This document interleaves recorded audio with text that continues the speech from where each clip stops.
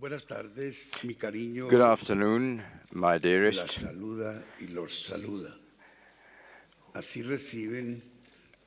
You are welcome. This is how the Guani Indians welcome visitors in a small village in the Andean Cordillera, the Andean Mountains, where my wife and I have set up a library for 200 children. We have a vocational training center. We train Indians into the 14 ancient trades where we teach very, very poor communities for free. When I left the Colombian government about 25 years ago now, I decided to center on academic and educational activities,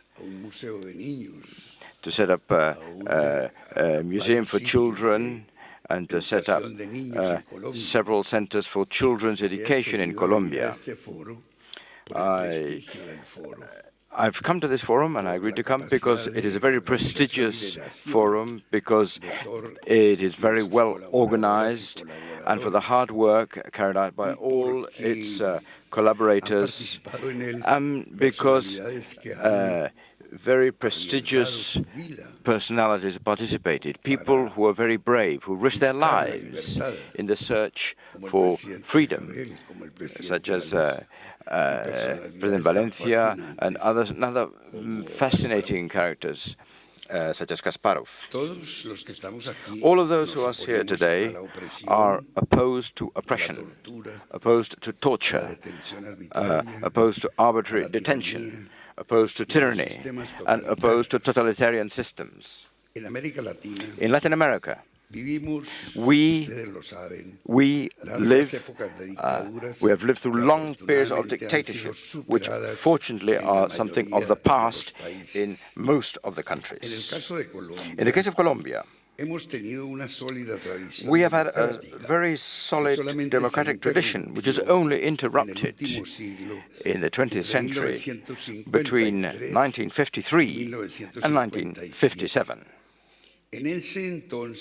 At that time, I was fighting for an open and free political system. And I went through the very interesting experience of being imprisoned 14 times.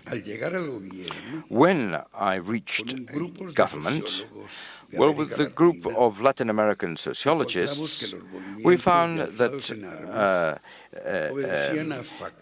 guerrilla movements were fighting because they had subjective reasons to do so, the Tupamaros, and there were also objective reasons: illiteracy, hunger, external dependence. And so I said, okay, I'm going to try and tackle these subjective personal reasons by giving importance to dialogue, to the force of words, and tackling the objective reasons by earmarking the state budget basically to tackle illiteracy, by encouraging education, by rehabilitating depressed and marginated communities. That is why, bit by bit, we managed to tackle the subjective reasons and the objective ones as well. Allow me to give you some autobiographical references, talk about myself. I was born in 1925 in a humble hut in Amaga, a small community in Colombia in the middle of the Andes. My family was very, very poor and eked out a living from transporting goods with 4 mules of their own and 4 which they hired. They were farm laborers in coffee plantations. Because of underdevelopment, my parents had 22 children. And also, because of the same underdevelopment, 17 of these 22 children died. My mother died very young. She died too young, not because of all the children she bore, but because she had to bury so many of them.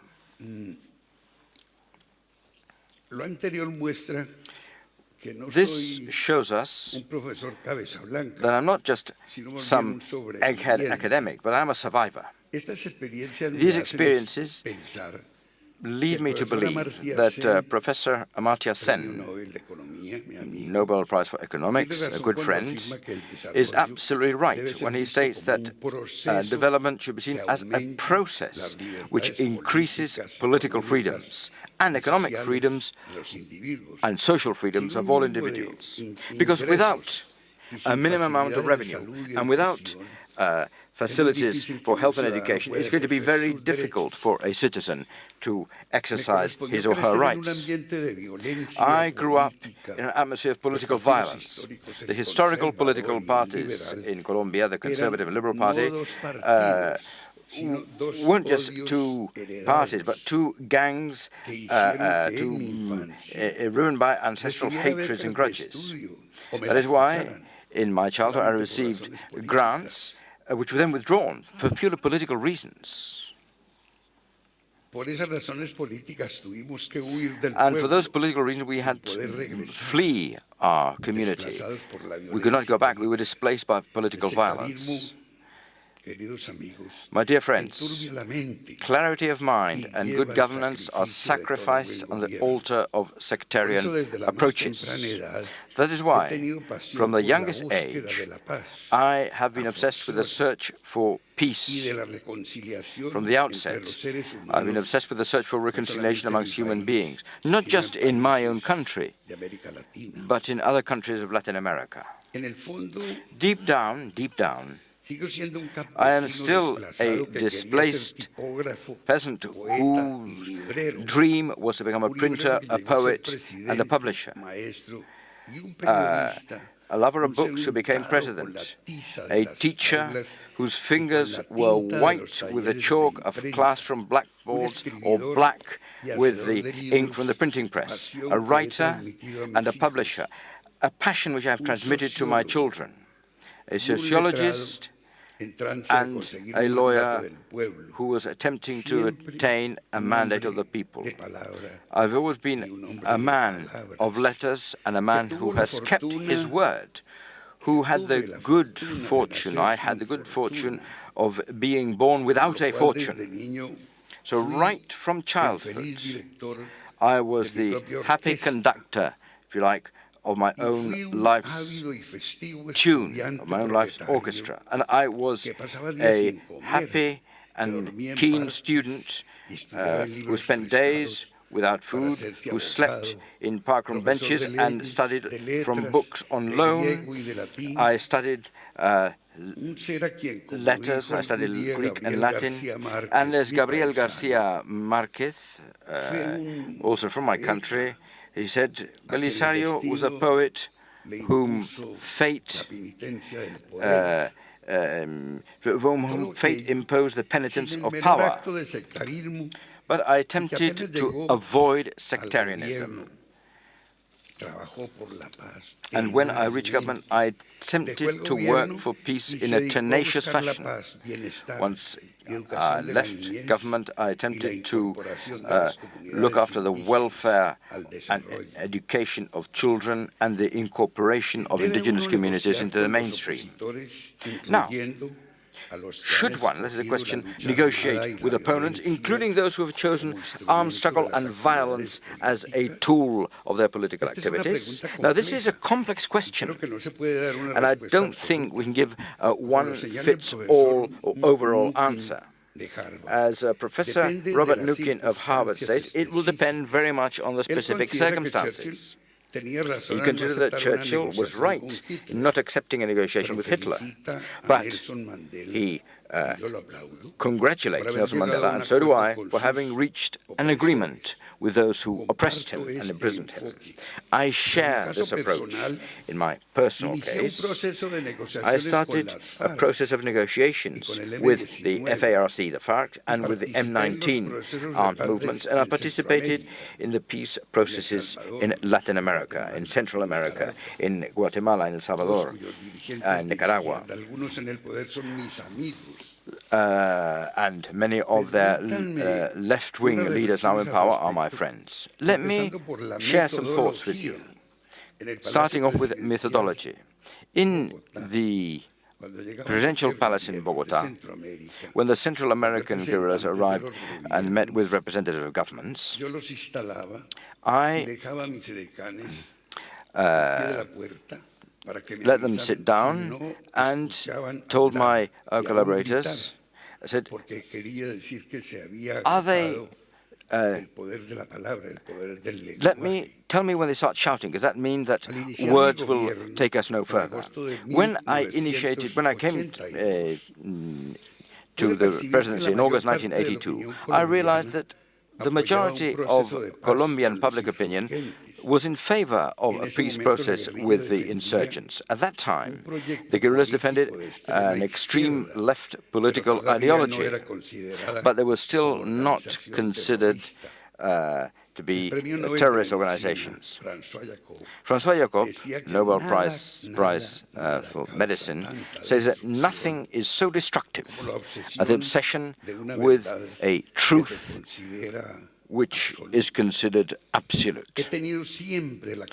I have always had the firm conviction that an open political system, an open society should allow an analysis of reality from different angles, from different perspectives, and should stimulate a collective dialogue for searching the common good. I never believed I had the monopoly of truth, because in political, economic, and social questions, and I have taught that there is no such thing as absolute truth. The peace process which I kicked off between 1982 and 1986 had as one of its main purposes to delegitimize violence as an instrument of social and political change. One of my books has its title, Change, Change, Change, 3 times change. Cambio, cambio, cambio. Based on dialogue and not on violence. And one of the most promising results was the agreement signed on the 28th of March 1984 between my peace commission and the FARC guerrillas. Now, the FARC called a ceasefire and supported the setting up of a political party, the Patriotic Union. And I, as president, helped them set up this political party as a bridge between their previous activities and their incorporation to civil society and civil life. My government took all type of measures to combat the drug trafficking movements, and one of my courageous partners was murdered, Regular Bonilla, as was my brother, who was a university professor and a judge. At one moment, my brother's kidnappers sent me an ultimatum saying, free these terrorists or else, or your brother will be killed the following day. I went on TV and I said, I am writing a speech which I shall broadcast tomorrow, faced in front of my brother's body, but I will not give way before terrorism. drug trafficking groups and violent groups financed by the drug traffickers appeared. And they started killing many members of this new political party I mentioned, and that dealt a fatal blow to the peace process. We also had negotiations with the M-19 movement, and after many hurdles and difficulties, including the violent assault of the Palace of Justice, this group gave up violence and some years later joined civil society. At that moment, the Supreme Commander of the M-19, who had led the assault on the Palace of Justice, Commander Pizarro, and one journalist said, "Now, if you led the assault on the Palace of Justice, Mr. Pizarro, how come now you are paying a visit to President Betancur?" And his answer was, "Well, at that time we were very immature, but Betancur was one who showed us the path, showed us the way. We are going down that path thanks to him." I never negotiated or gave way before terrorists, with terrorists or before terrorists, because it would be like to establish a dialogue with madness, with craziness, with insanity. And I believed in the healthy power of words. These principles of reconciliation and for the search of peace inspired the setting up of the Contadora group. Thanks to my initiative, we brought together the governments of Colombia, Panama, Mexico, and Venezuela. At that time, in Central America, we were seeing a new episode of the Cold War which is being played out, which affected all the Western Hemisphere. I had the chance to discuss this process with many organizations and personalities, amongst them the Kissinger Committee, the European Commission, the then Secretary General of the United Nations, US President Reagan, the King Juan Carlos of Spain, President Mitterrand of France, and His Holiness John Paul II. I was often visited by the then young President of Costa Rica, Oscar Arias, who played a key role, an essential role, and received the Nobel Peace Prize for his efforts. Now, in 1991, the United Nations asked me to lead the Truth Commission for El Salvador, the purpose of which is to investigate and research violations of human rights which had been committed during the 12-year-long armed conflict which that country suffered. I had many very valuable collaborators. Professor Thomas Burgenthal, a German professor who had been in the concentration camps, and Reinaldo Figueredo, who had been Minister of Foreign Affairs for Venezuela. We jointly prepared a report for the United Nations after having listened to witnesses from more than 2,000 people. So after these depositions by 2,000 people, we presented the report in the General Assembly of the United Nations. That report included criticism of the United States, no holds barred. We also condemned the government of El Salvador and the military. With Daniel Ortega, I also attempted to seek peace in Nicaragua, and with the Swedish group, I also attempted to seek peace in Guatemala. Violence has very, very high economic costs. All you have to do is ask the Colombian people. In 30 years, we have lost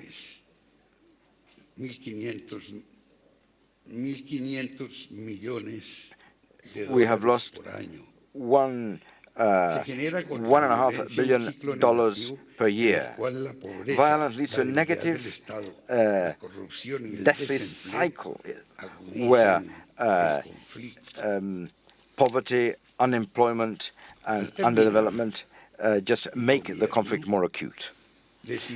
When I left government, I decided to dedicate my time to education, to policies in favor of childhood, and policies to favor culture and education.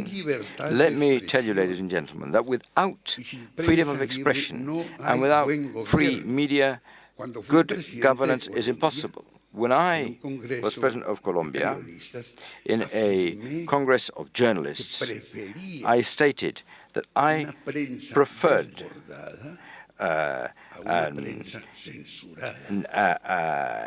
anarchic press to a censored press. I would never accept press censorship. Without freedom, my dear friends, there will be no such thing as development. There will be no such thing as peace. And without peace, there is no development. When we started recovering peace,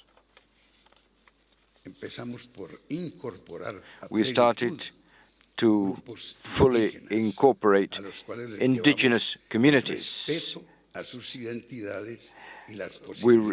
How do we do that? By respecting their identity and giving them chances for education without any kind of limitations or conditions.